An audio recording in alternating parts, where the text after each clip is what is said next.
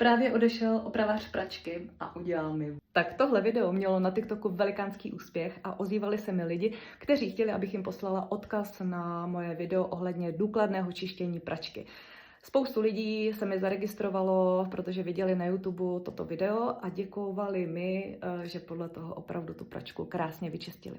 Samozřejmě, že na TikToku se mi ozývali i muži a byli zvědaví, co mi asi ten pan opravář udělal. No, udělal mi radost, protože mi řekl, že ačkoliv je moje pračka stará, tak je ale čistá. Jestli to video chcete vidět, napište mi to do komentáře, nebo se mi ozvěte a domluvíme se. Ale proto tady dneska nejsem. Chci vám jenom říct, že máme u Eurony teď akci 3+1 zdarma na čistič pračky. Já ho tady teď aktuálně naživo nemám, protože mi zrovna došel a potřebuju si objednat. Vždycky objednávám více kusů, prostě abych nakoupila výhodně za lepší cenu. Nyní vás jedno balení, tedy jedna dávka, vyjde se zákaznickým číslem na maximálně 74 korun, při nejlepších cenách C dokonce 69 korun. Katalogová cena je přitom 119 korun. A pozor, akce je jenom do 10.10. do 15 hodin, tak to nezmeškejte.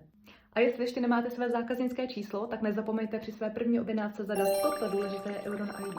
Jedině pak totiž nedostanete přiřazeného cizího poradce a získáte ode mě spoustu dárků a výhod. Krásný den.